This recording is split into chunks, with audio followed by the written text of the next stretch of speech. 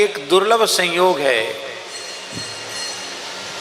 पुरुषोत्तम मास की पूर्णता अमावस्या पर होती है और अमावस्या अपने आप में बहुत बड़ा पर्व है, पर वह अमावस्या यदि सोमवार के दिन उपस्थित हो जाए तो वह सोमवती अमावस्या हजारों अमावस्याओं से भी श्रेष्ठ मानी गई।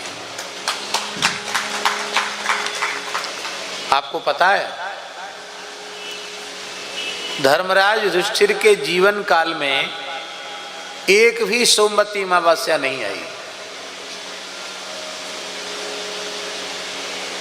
पूरे जीवन काल में, धर्मराज युधिष्ठिर के संपूर्ण जीवन काल में एक बार भी सोमवती नहीं आई। वे प्रतीक्षा ही करते रह गए।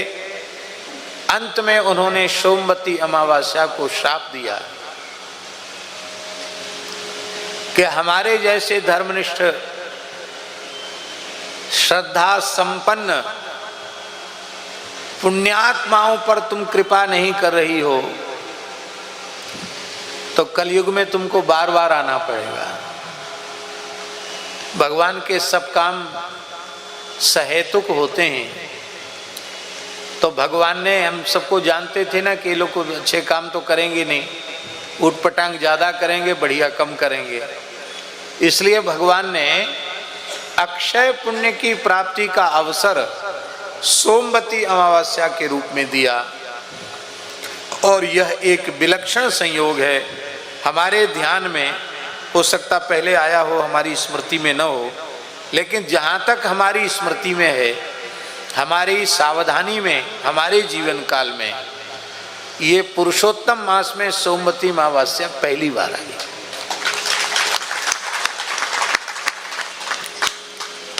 तो आज की तिथि को बहुत ही सावधानी पूर्वक हम लोग व्यतीत करें। आज की पवित्र तिथि पर अपने निकटवर्ती देवालय में जाकर अवश्य दर्शन करें। अपने घर के भगवान की तो विशेष पूजा करें ही, निकटवर्ती देवालय में जाकर अवश्य दर्शन करें। तुलसी, पीपल, बट आदि जो हमारे पवित्र वृक्ष हैं, बिल्व वृक्ष हैं, इनकी पूजा करें।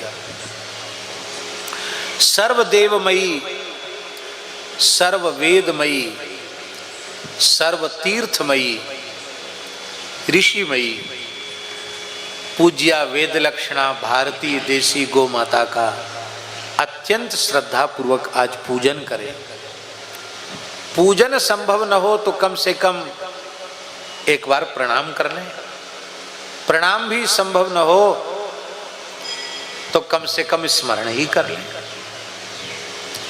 हमें बड़ी प्रसन्नता है, जिस घर में हमारे ठाकुर जी को निवास मिला है उस घर में यहाँ की वेद लक्षणा सुंदर देसी गाय विराजमान है। प्रवेश करते ही गायों का दर्शन हुआ और आज सवेरे जब चले हैं यहाँ के लिए तो पहले गौ माताओं को प्रणाम करके वहाँ से चले हैं। तो आज गो पूजन करें। हमारे वैदिक हिंदू सनातन संस्कृति में धर्म के मार्ग पर अग्रसर करने वाले हमारे पूज्य वेदज्ञ शास्त्रज्ञ ब्राह्मण हैं, ब्राह्मणों का पूजन करें। हमें पवित्र संस्कार माता पिता की कृपा से प्राप्त होते हैं, इसलिए आज सोमवती अमावस्या और वह भी पुरुषोत्तम मास की पूर्णता की तिथि पर अपने पूज्य माता पिता का पूजन गौरी शंकर के रूप में करें या सीताराम जी के रूप में करें या राधा कृष्ण के रूप में करें या लक्ष्मी नारायण के रूप में करें, उनका पूजन करें।